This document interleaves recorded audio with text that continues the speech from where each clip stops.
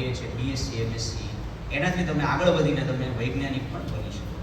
તો આજનો જે લેક્ચર છે એ મોસ્ટલી એના વિશે જ છે કે આપણે એ કેવી રીતે બની શકીએ અને આ રસ્તા ઉપર આપણે ચાલવાનું માર્ગદર્શન કેવી રીતે મળી શકે. હવે મેજરલી તમે જુઓ ને, સાયન્સના ઘણા બધા પ્રકાર છે, પણ આપણે જુઓ ને તો મેજરલી આપણે બે જ વસ્તુ પર ફોકસ કરીએ, એન્જિનિયરિંગ અને ડોક્ટર. એ બે બહુ સારી ફિલ્ડ છે, નો ડાઉટ. તમે સાયન્સ લઈ લીધું, તમે એન્જિનિયર બની ગયા, ડોક્ટર બની ગયા, વેરી ગુડ, બહુ સારું કામ છે. આપણે દેશને જરૂરત છે એન્જિનિયર્સ અને ડોક્ટર. પણ એની સિવાય પણ કેટલા બધા ફિલ્ડ છે જે અનએક્સપ્લોર્ડ છે. તો હું આજે એના વિશે વાત કરવા માંગુ છું. જાણે કે કેમિસ્ટ્રી, રસાયણશાસ્ત્ર. આજે અત્યારે તમે સાયન્સ ભણો છો, તેમાં તમે બધું એક સાથે ભણો છો, પણ એ આગળ જતાં શું થશે, બધું છૂટું થતું જશે અને તમે એના ઉપર એક સ્પેશિયલાઇઝેશન પણ કરી શકો. જાણે કે કેમિસ્ટ્રી છે, ફિઝિક્સ છે, બાયોલોજી છે, જીવવિજ્ઞાન, મેથેમેટિક્સ છે, એના ઉપર પણ તમે રિસર્ચ કરી શકો. અર્થ સાયન્સીસ છે, જે મારો વિષય છે, પછી કોમ્પ્યુટર સાયન્સીસ છે, જે અત્યારે છેલ્લા 20 વર્ષથી સૌથી વધારે એમાં પ્રગતિ થઈ છે અને સૌથી નવો ફિલ્ડ છે. અત્યારે તમે કદાચ સાંભળ્યું હશે ડેટા સાયન્સીસ ને એવું બધું, ઘણા બધા ફિલ્ડ છે જેમાં અઢળક ઓપોર્ચ્યુનિટીઝ છે. તો એ બધી પણ ઓપોર્ચ્યુનિટીઝ તમને ખબર હોવી જોઈએ આ સ્ટેજે, એટલે તમે એક ડિસિઝન લઈ શકો કે મારે સાયન્સ લેવું છે, પછી આમાંથી મારે ડિસિઝન લેવાનું છે કે આમાંથી મારે કાંઈક બનવું છે, કે આમાં મારે આગળ વધવું છે. હવે માની લો કે તમે આગળ વધ્યા, 12 સાયન્સ પછી તમે મેં જેટલા ફિલ્ડ કીધા એમાંથી તમે એક ફિલ્ડ ચૂઝ કર્યું. માની લો તમે ફિઝિક્સમાં જાઓ તો તમે સ્પેસ એક્સપ્લોરેશન, ISRO છે, નાસા છે, ઘણી બધી સંસ્થાઓ છે, એમાં તમે રિસર્ચ કરી શકો, કે એમાં તમે એક્સપ્લોર કરી શકો કે આ બ્રહ્માંડ કેવી રીતે બન્યું, આપણી પૃથ્વી કેટલી જૂની છે, પછી આ આપણે જે અત્યારે વેધર છે, વાતાવરણ છે, એની ઉપર તમે રિસર્ચ કરી શકો, જે મારો રિસર્ચ એ છે. પછી જો તમે કેમિસ્ટ્રી લો તો તમે મેડિસિન્સ બનાવી શકો. અત્યારે બધા ડૉક્ટર્સ બધા શું કરે, તમને લખી દે કે ભાઈ આ ગોળી ખાઈ લે તો તમારો તાવ મટી જશે, પણ એની પાછળ પણ એક સાયન્ટિસ્ટ હશે જેણે આ દવાઈ બનાવી હશે, એની ઉપર એને રિસર્ચ કર્યું હશે કે એને લીધે અત્યારે આપણી શું હાલત છે કે તમે ખાલી 100 વર્ષ પહેલાં જશો તો આપણી જે એવરેજ લાઈફ હતી ને 30 વર્ષ હતી, આપણા એવરેજ ભારતીયોની. એટલે મારા ઉંમરે તમે પહોંચો ને એટલે નોર્મલી બધા ગુજરી જતા, બધા રોગોના કારણે. પણ અત્યારે સાયન્સના લીધે અત્યારે એવરેજ લાઈફ 70 વર્ષ સુધી પહોંચી ગઈ છે. એટલે એક ચમત્કાર જ છે વિજ્ઞાન. તો તમે એના ઉપર પણ રિસર્ચ કરી શકો.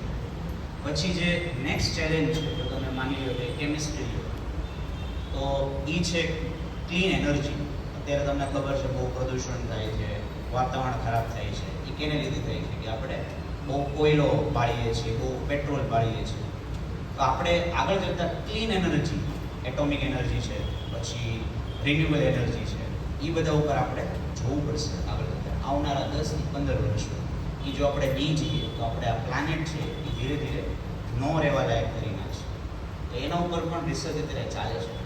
પછી માની લો તમે કોમ્પ્યુટર સાયન્સ છે, મેં તમને કીધું કે બહુ અત્યારે આગળ છે એ ફિલ્ડ. તેમાં તમે રોબોટ્સ બનાવી શકો, AI બનાવી શકો, એવા ઘણા બધા સંશોધન અત્યારે ઓલરેડી ચાલુ છે અને તમારે જેવા તેજસ્વી વિદ્યાર્થીઓ આગળ જઈને આમાં કોન્ટ્રીબ્યુટ પણ કરી શકશે. સો હું મારો જસ્ટ બ્રીફ ઇન્ટ્રોડક્શન આપી દઉં. મારું નામ છે પાર્થ શાહ. મેં જેમ સાહેબે કીધું, મેં bachelors and masters of sciences કર્યું છે ISM મોહાલીમાંથી. હું આ બધી વાત કરીશ કે આ ઇન્સ્ટિટ્યૂટ ક્યાં છે, શું છે. પછી મેં PhD કર્યું. PhD એટલે ડોક્ટરેટ, કે તમે એક ટોપિક સિલેક્ટ કરો કે ભાઈ આના ઉપર હું સંશોધન કરીશ, ત્યારે તમને PhD મળે. એટલે મેં એક ટોપિક પકડ્યો ને એના ઉપર સંશોધન કર્યું 5 વર્ષ, અને મેં પબ્લિશ કર્યું, બધું નવું સંશોધન કર્યું, ત્યારે મને આ PhD ડિગ્રી મળી.